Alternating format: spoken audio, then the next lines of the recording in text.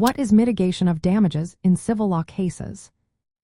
Imagine you are involved in a legal dispute where someone has caused you harm or loss. You might wonder what steps you are required to take to limit the extent of your damages. This concept is central to civil law and plays a vital role in ensuring fairness in compensation. Mitigation of damages refers to the obligation of a party who has suffered harm to take reasonable actions to reduce or limit the amount of damages they incur as a result of the other party's wrongful conduct.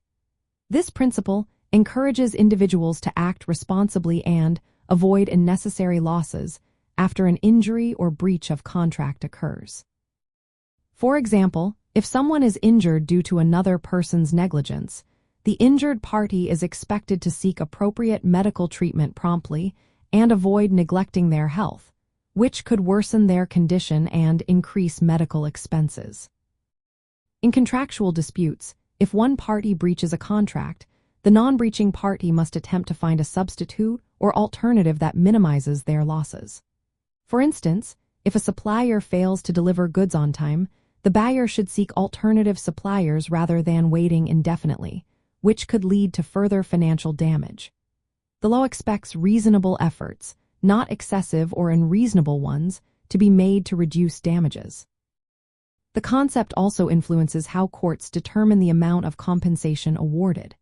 When calculating damages, courts often consider whether the injured party took appropriate steps to mitigate their losses. If they failed to do so without a valid reason, the court might reduce the damages awarded accordingly. This ensures that damages are fair and reflected the actual harm caused, not exaggerated claims due to neglect or inaction. In summary, mitigation of damages is a fundamental principle that promotes responsible behavior after a loss or injury.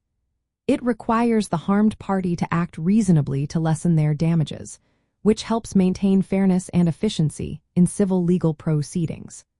This principle ultimately encourages individuals to respond proactively and avoid unnecessary suffering or financial hardship.